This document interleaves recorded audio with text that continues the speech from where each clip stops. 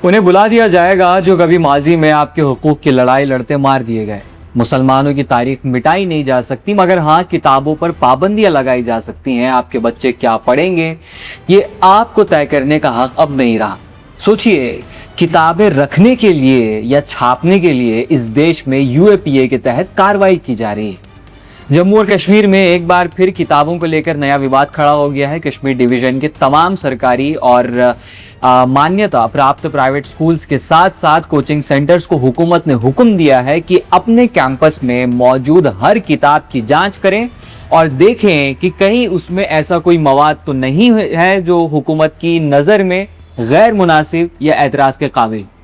Directorate of school education की तरफ से जारी इस निर्देश के मुताबिक school libraries, classrooms, staff rooms और ऑफिस में रखी गई हर किताब का जायजा लिया जाएगा।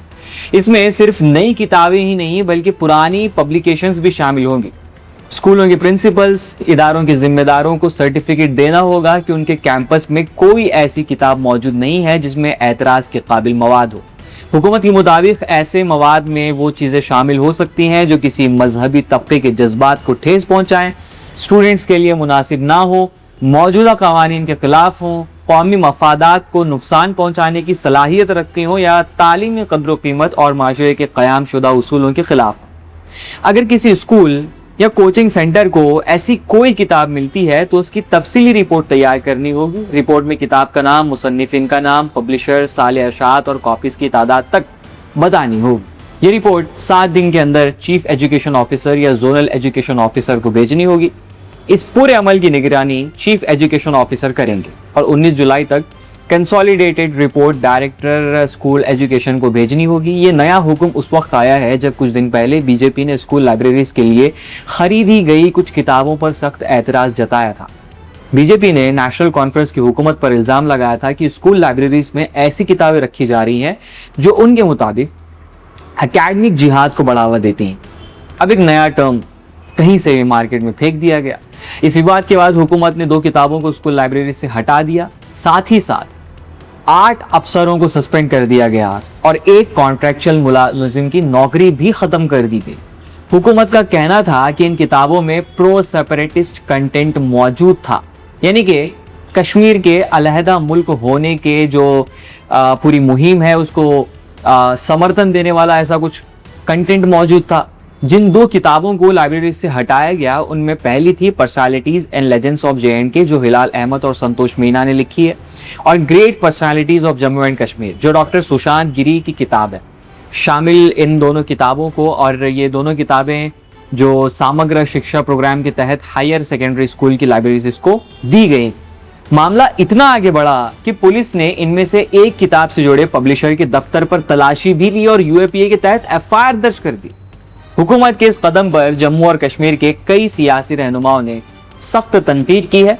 उनका कहना है कि किताबें हटाना तारीख को मिटाने की कोशिश है।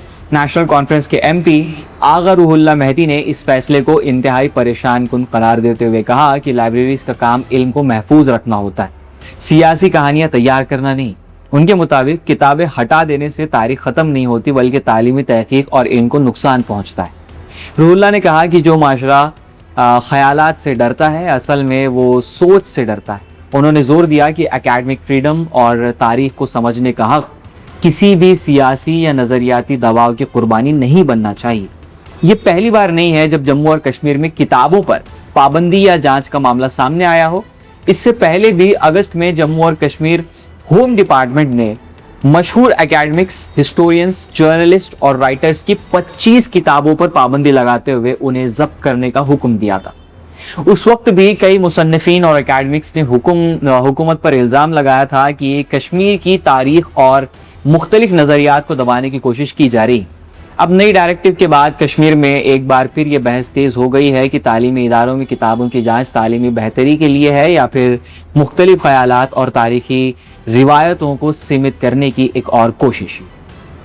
मामला जो भी हो, वारदात बस इतनी सी है कि जो मवाद हुकूमत के कानों में चुभेगा उसे किताबों से हटा दिया जाएगा।